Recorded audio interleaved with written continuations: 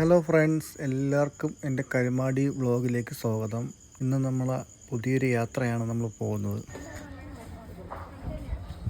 ഞങ്ങളിപ്പോൾ ഗോൾഡൻ ടെമ്പിളിലാണുള്ളത്. കർണാടകയിലെ ഗോൾഡൻ ടെമ്പിളിലാണ്. നമ്മുടെ പ്രശസ്തനായ ദലൈലാമ ഇവിടെ ആശ്രമത്തിലാണുള്ളത്. കുശാൽ നഗറിലുള്ള ഗോൾഡൻ ടെമ്പിൾ കാണാനാണ് നമ്മുടെ ഇന്നത്തെ യാത്ര. അതിൻ്റെ മുന്നിലുള്ള കച്ചവട സാധനങ്ങളാണ് നമ്മൾ കാണുന്നത്. ഒത്തിരി കരകൗശല വിദ്യകളുള്ള പ്രതിമകൾ, മാലകൾ എന്നുകൊണ്ട് മൊത്തത്തിൽ നല്ലൊരു ട്രഡീഷണൽ ആയിട്ടുള്ള വിഗ്രഹങ്ങൾ, എല്ലാ ഐറ്റങ്ങളും തന്നെ കടയിലുണ്ട്. ബുദ്ധമത ചിഹ്നങ്ങൾ എഴുതിയ വീട്ടിൻ്റെ ഫ്രണ്ടിലൊക്കെ തൂക്കിയിടുന്ന രീതിയിലുള്ള കരകൗശല ഉപകരണങ്ങൾ, പിന്നെ ഒരുപാട് വെറൈറ്റി ഡ്രസ്സുകളാണ് ഇതിൻ്റെ മുന്നിലത്തെ കവാടത്തിൽ നമ്മൾ കണ്ടത്. ഇവിടെ വരുന്നവർക്ക് ഒത്തിരി പർച്ചേസിങ്ങിനുള്ള വിശാലമായ ഷോപ്പിംഗ് കടകൾ തന്നെ ഇവിടെ ഒത്തിരിയുണ്ട്.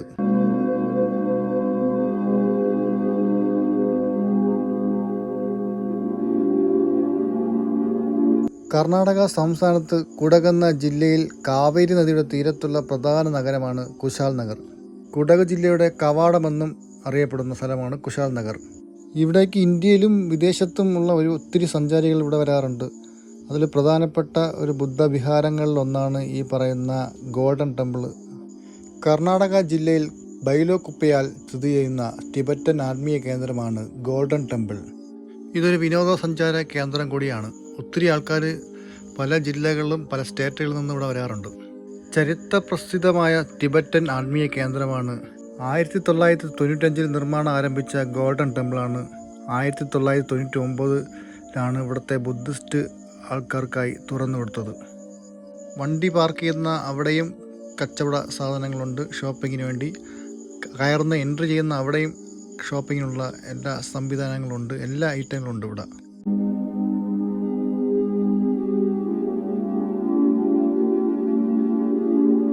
ക്ഷേത്രത്തിനകത്ത് ഒത്തിരി ബുദ്ധ പ്രതിമകൾ നമുക്ക് കൂടുതലായി കാണാൻ പറ്റും. 40 അടിയോളം ഉയരമുള്ള ഗോൾഡൻ ടെമ്പിൾ വരെ ഇതിനകത്തുണ്ട്. ഇത് കാണാൻ വേണ്ടി ഒരുപാട് ആൾക്കാർ വിദേശ രാജ്യങ്ങളിൽ നിന്ന് വരാറുണ്ട്. പിന്നെ കുടകിൻ്റെ തണുപ്പ് തേടിയെത്തുന്ന ഒത്തിരി മലയാളികളുണ്ട്. നമ്മളും കേരളത്തിൽ നിന്നിൻ്റെ ഭാഗമായി വന്ന ആൾക്കാരാണ്. നട്രോളിംഗ് മൊണാസ്ട്രി എന്നറിയപ്പെടുന്ന ഗോൾഡൻ ടെമ്പിളാണിത്. ഗോൾഡൻ ടെമ്പിൾ അഥവാ പത്മസംഭവ ബുദ്ധ വിഹാർ എന്നാണ് ഈ സെൻറ്ററിൻ്റെ യഥാർത്ഥ പേര്. ഇവിടുത്തെ ടിബറ്റൻ സെൻറ്ററിൽ ഏകദേശം 43,000-ലധികം ടിബറ്റൻകാരാണ് ഇവിടെ വസിക്കുന്നത്. ഈ സുവർണ ക്ഷേത്രത്തിൻ്റെ സമുച്ചയത്തിൽ തന്നെ ഏകദേശം 1,600-ഓളം അഭയാത്രികളുണ്ട്. കുടക് ജില്ലയിൽ തന്നെ കുശാൽ നഗരിൽ നിന്ന് 5 കിലോമീറ്റർ അകലെയാണ് ഈ സ്ഥലം സ്ഥിതി ചെയ്യുന്നത്. എങ്ങനെ ഇത്രയും വലിയൊരു ടിബറ്റൻ സെൻറ്റർ ഉണ്ടായി, അതോടൊപ്പം തന്നെ ഇത്രയും ടിബറ്റൻ വംശജർ ഇവിടെ താമസിക്കുന്നു എന്ന് നോക്കുമ്പോൾ തന്നെ അതിനൊരു ചരിത്രം പറയുന്നത് 1950 മുതൽ ചൈനക്കാരുടെ അധിനിവേശത്തിൽ ആരംഭിച്ചതാണ് ടിബറ്റൻ ജനതയുടെ ഒരു പ്രശ്നമായി മാറിയ കഷ്ടകാലം എന്ന് പറയാം. ചൈനക്കാരുടെ അധിനിവേശത്തെ തുടർന്ന് 1960 മുതൽ 1,50,000-ലധികം ടിബറ്റൻ അഭയാർത്ഥികൾ ലോകത്തിൻ്റെ പല ദിശകളിലേക്ക് സഞ്ചരിക്കുകയല്ല, ശരിക്കും പറഞ്ഞാൽ പലായനം ചെയ്യുകയുണ്ടായി. അതിൽ തന്നെ 1,20,000 അഭയാർത്ഥികൾ ഇന്ത്യയിലെ വിവിധ ക്യാമ്പുകളിൽ, സെറ്റിൽമെൻറ്റുകളിൽ കഴിയുന്ന ഒരവസ്ഥയാണ് ആ ഒരു കാലഘട്ടത്തിലുണ്ടായത്. ആ കാലഘട്ടത്തിൽ ഇന്ത്യയിലെ പ്രധാനമന്ത്രി എന്ന് പറയുന്നത് ജവഹർലാൽ നെഹ്റുവാണ്. അപ്പോൾ അദ്ദേഹമാണ് രാജ്യസഭയിൽ ദലൈലാമയ്ക്ക് സംരക്ഷണം നൽകണമെന്ന് തീരുമാനമെടുത്തതും പ്രഖ്യാപിച്ചതും. ആ പ്രഖ്യാപനത്തിന് ശേഷമാണ് ഇന്ത്യയിലേക്ക് ദലൈലാമ അടങ്ങുന്ന ടിബറ്റൻകാരുടെ പ്രവാസ യാത്രകൾ തുടങ്ങുന്നത്. ഇന്ത്യയിൽ തന്നെ ഏറ്റവും കൂടുതൽ ടിബറ്റൻ അഭയാർത്ഥികൾ ഉള്ളത് നമ്മുടെ സൗത്ത് ഇന്ത്യയിലാണ്. 5 ടിബറ്റൻ സെൻ്ററാണ് ഇവിടെ ഉള്ളത്. അതിൽ തന്നെ ടിബറ്റിന് പുറത്ത് ഏറ്റവും കൂടുതൽ ടിബറ്റൻ ജനസംഖ്യ ഉള്ളതും രണ്ടാമത്തെ ഏറ്റവും വലുതും പഴയതുമായ ടിബറ്റൻ സെൻ്ററുകളാണ് ബെലാകുപ്പ, ലുങ്ക, സം, ടുംബ്ലിംഗ്, ഡീക്കോ, ലാർക്കോസ് എന്നിങ്ങനെ 2 കേന്ദ്രങ്ങളാണ് ഇവിടെ വസിക്കുന്നത്.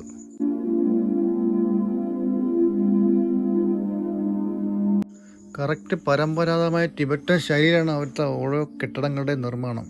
ശരിക്കും നമുക്ക് തോന്നി ഇതേതാ ചൈനയിലോ ടിബറ്റിലാണോ നമുക്ക് തോന്നി. കേരളമായിട്ടോ അല്ലെങ്കിൽ ഇന്ത്യയിലെ ഒരു ഡിസൈനായിട്ട് ഒരു ബന്ധമില്ല. അതുകൊണ്ട് ഈ കാണുന്ന മണിയില്ലേ, ഈ മണി തന്നെ ഒരു വെറൈറ്റി ഡിസൈനാണ് ഇതിൽ കൊടുത്തിരിക്കുന്നത്. ശരിക്കും പറഞ്ഞാൽ ഇതിൻ്റെ ആർട്ട് വർക്കൊക്കെ അടിപൊളി വർക്കാണ് കേട്ടോ, ഒരു രക്ഷയില്ല.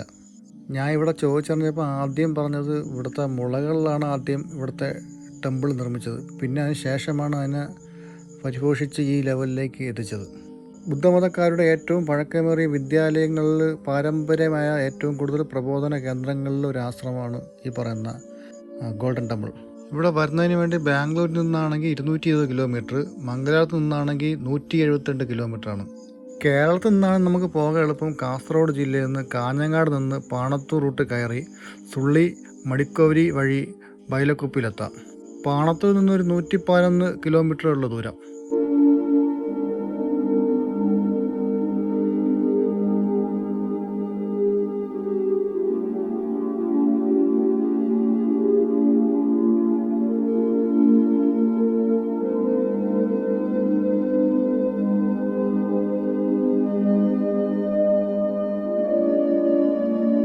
ഇവിടെ ഇത് കാണാൻ വരുന്ന ആൾക്കാരുടെ ചെരുപ്പെല്ലാം ഇവിടെ ഏൽപ്പിച്ചതിന് ശേഷം മാത്രമേ ടെമ്പിളിനകത്തേക്ക് പ്രവേശനമുള്ളൂ.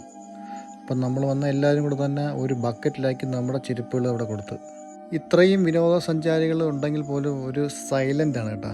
ഒരു ശബ്ദ കോലാഹലങ്ങളൊന്നും അവിടെ കേൾക്കാൻ കഴിയുന്നില്ല. അവിടുത്തെ ഒരു അറ്റ്മോസ്ഫിയർ അങ്ങനെയാണ് ചിട്ടപ്പെടുത്തിയത്. കണ്ടില്ലേ, നല്ല ഉദ്യാനങ്ങൾ, സ്വിമ്മിംഗ് പൂള്, എന്താ പറയുക, പ്രകൃതി രമണീയമായ സ്ഥലം നമ്മൾ പറയുന്നില്ലേ, അത് തന്നെ.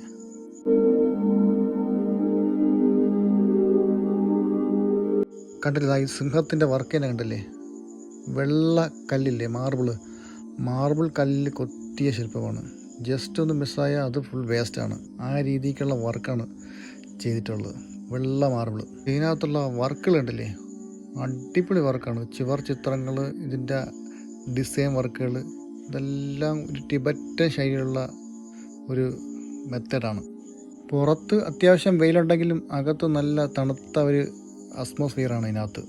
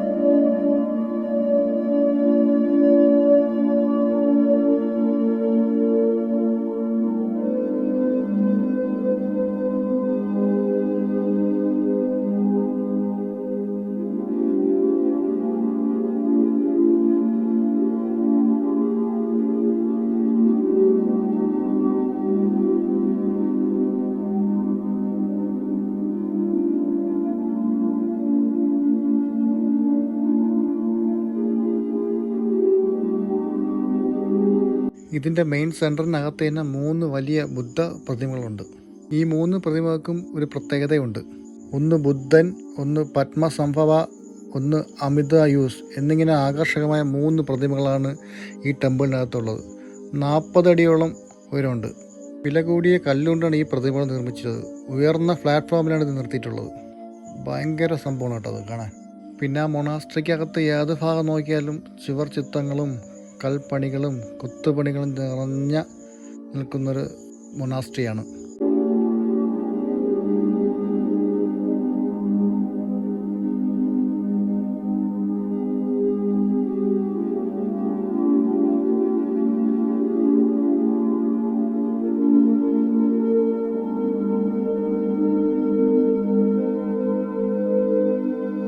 അതിമനോഹര ചുവർ ചിത്രങ്ങളാണ് ഇവിടെ കാണുന്നത്.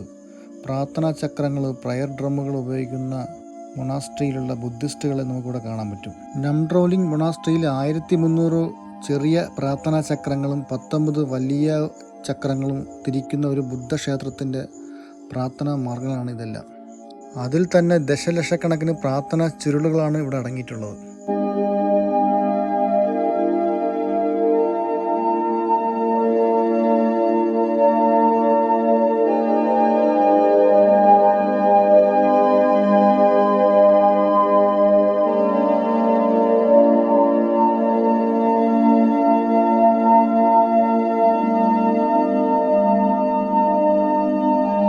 പിന്നെ ഇതിൻ്റെ പ്രത്യേകത എന്ന് പറഞ്ഞാൽ അവർ വൃത്തിയായിട്ട് സംരക്ഷിക്കുന്നുണ്ട്. ഒരു പ്രശ്നവുമില്ലാത്ത രീതിയിൽ തന്നെ നല്ല വൃത്തി രീതിയിൽ അവർ സംരക്ഷിച്ച് പോകുന്നു. അതാണ് ഇവിടുത്തെ ഏറ്റവും വലിയ പ്രത്യേകത. രാവിലെ 9 മണി മുതൽ വൈകിട്ട് 6 മണി വരെയാണ് ഇവിടുത്തെ സഞ്ചാരികൾക്ക് കാണാൻ പറ്റിയ സന്ദർശന സമയം. ഒത്തിരി ബുദ്ധിസ്റ്റ് ആൾക്കാരെ നമുക്കിവിടെ കാണാൻ കഴിയും.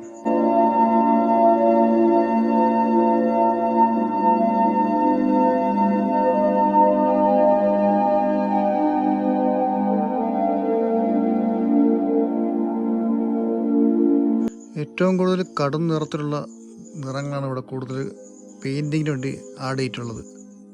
പിന്നെ മെറൂൺ, ഈ ഡോറിൻ്റെ ഒരു ഡിസൈൻ തന്നെ കണ്ടില്ലേ, അതിൻ്റെ പിടിയൊക്കെ തന്നെ കണ്ടില്ലേ, എന്താ വെറൈറ്റി.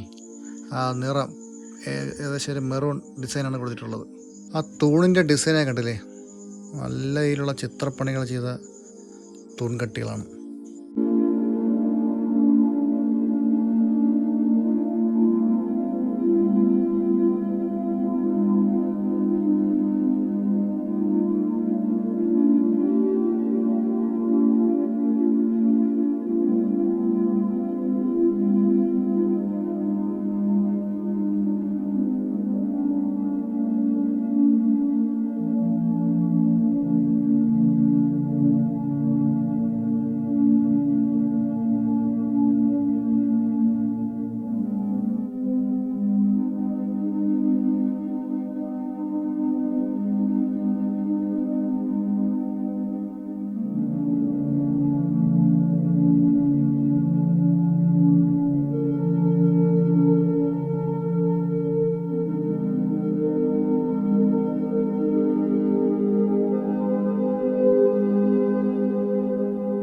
പിന്നെ ആ മുന്നിലെ കവാടത്തിലുള്ള ഡോറിൻ്റെ ആ ഒരു മാല പോലെടുത്ത ഡിസൈൻ കംപ്ലീറ്റ് തടിയിൽ ചെയ്ത സാധനമാണ്, കണ്ടില്ലേ.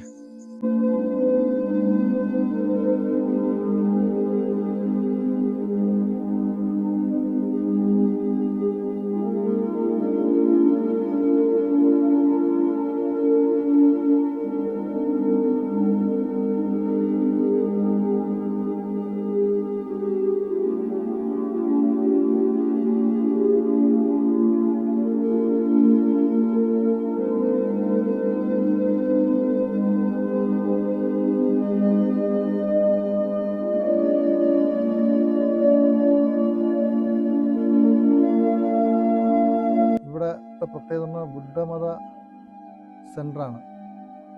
നമ്മുടെ ദലൈലാമ സ്ഥാപിച്ച ബുദ്ധിസ്റ്റ് സെൻ്ററാണിത്. അപ്പോൾ ഇവിടെ ഒരുപാട് ബുദ്ധിസ്റ്റ് വിഹാരങ്ങളുണ്ട്. അതോടൊപ്പം പാർക്കുകൾ, സ്വിമ്മിംഗ് പൂളുകൾ, പൂന്തോട്ടം, അങ്ങനെ അതിസുന്ദരമായ കാഴ്ചകളാണ്. ഇതിനകത്ത് കയറുമ്പോൾ തന്നെ നല്ല രീതിയിലുള്ള തണുത്ത ഒരു അന്തരീക്ഷവും ഇവിടുത്തെ വാതിലുകളായാലും ചുവർ ചിത്രങ്ങളായാലും അതിമനോഹരമായ ചിത്രപണികളാണ്. നല്ല രീതിയിലുള്ള കരവിരുതുകൾ നടത്തിയൊരു ബുദ്ധിസ്റ്റ് സെൻ്ററാണ്. അപ്പം നിങ്ങൾ എന്തെങ്കിലും കർണാടക ജില്ലയിൽ വരുമ്പോൾ ഈ ബുദ്ധിസ്റ്റ് സെൻ്റർ കാണേണ്ട ഒരു കാഴ്ചയാണ്. അപ്പം ഇതിൻ്റെ ഒത്തിരി കാഴ്ചകളിലേക്ക് നമുക്ക് കാണാം.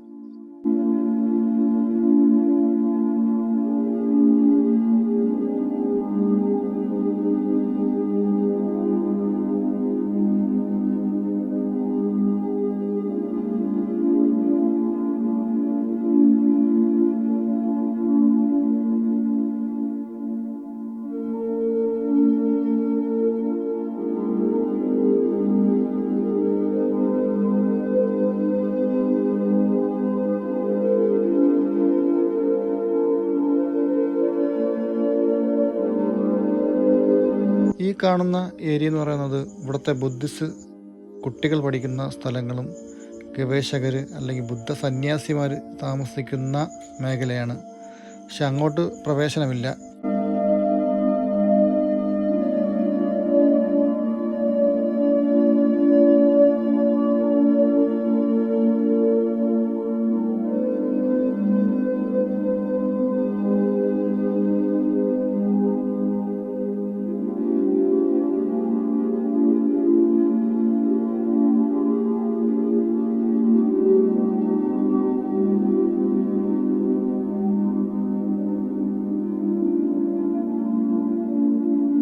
പുറത്തിറങ്ങി നമ്മൾ അതിൻ്റെ ചുറ്റുവട്ടത്തുള്ള കാഴ്ചകളെല്ലാം നമ്മൾ കണ്ടുകൊണ്ടിരുന്നപ്പം 1 മണിയായപ്പം മണിനാഥം മുഴങ്ങി. അപ്പോൾ ആ ബുദ്ധിസ്റ്റ് സെൻറ്ററിലുള്ള വിദ്യാർത്ഥികളെല്ലാം ആ പഗോഡയിലേക്ക് പോകുന്നത് കണ്ട് മിക്കവാറും പ്രയറിനായിരിക്കും എന്ന് തോന്നി.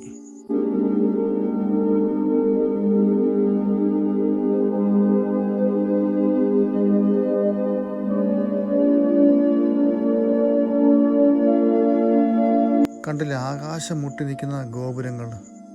സത്യം പറഞ്ഞാൽ ഇന്ത്യയിലല്ല, വേറെ ഏതോ ചൈനയിലോ ടിബറ്റിലാണോ നമുക്ക് തോന്നിപ്പം. ആ രീതിയിലുള്ള നിർമ്മാണങ്ങളാണ്.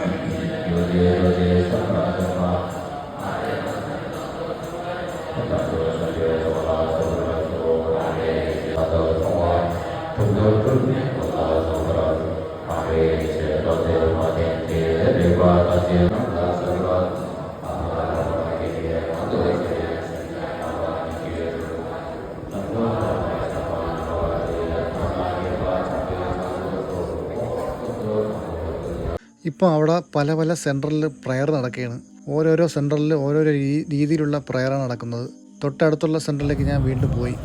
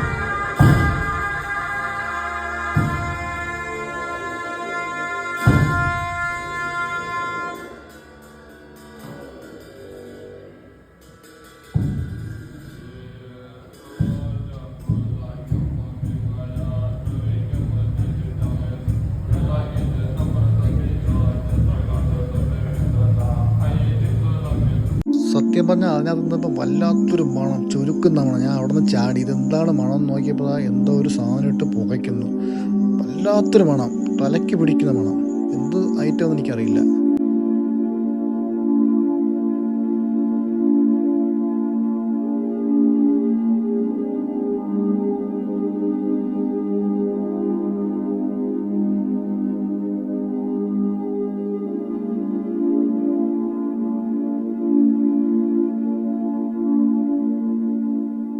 അതിനോട് ചേർന്ന് തന്നെ ഒറിജിനൽ ടിബറ്റൻ രീതിയിലുള്ള അതിൻ്റെ ഒരു മോഡൽ ഡെമോ അടിപൊളിയാണ് കാണാൻ. എന്നെങ്കിലും എനിക്കൊരാഗ്രഹം ടിബറ്റനിൽ പോകണമെന്ന് ആഗ്രഹം എൻ്റെ മനസ്സിലുണ്ടായി. അത് കണ്ടപ്പോൾ ഉറപ്പാണ് ഞാൻ പോയിരിക്കും ടിബറ്റനിൽ.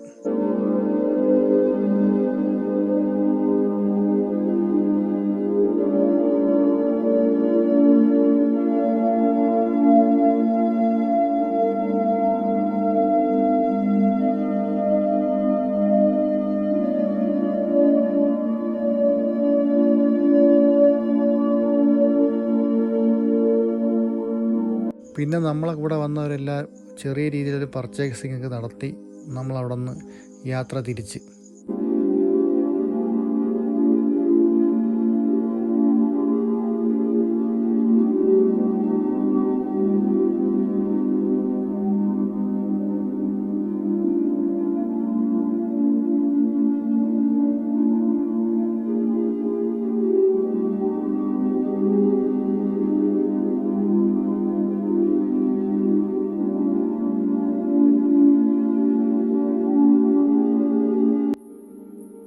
കുടകിലെ കൂർഗിലുള്ള ബുദ്ധിസ്റ്റ് സെന്ററിന്റെ കാഴ്ചകൾ കണ്ട് നമ്മൾ ഇറങ്ങിയായി. ഇതാണ് ബുദ്ധിസ്റ്റ് സെന്ററിന്റെ പുറംഭാഗം. Okay, bye. ഇനി ഒരു പുതിയൊരു ബ്ലോഗിൽ വീണ്ടും കാണാം. ഇഷ്ടപ്പെട്ടാൽ ലൈക്ക് ചെയ്യുക. Okay, bye.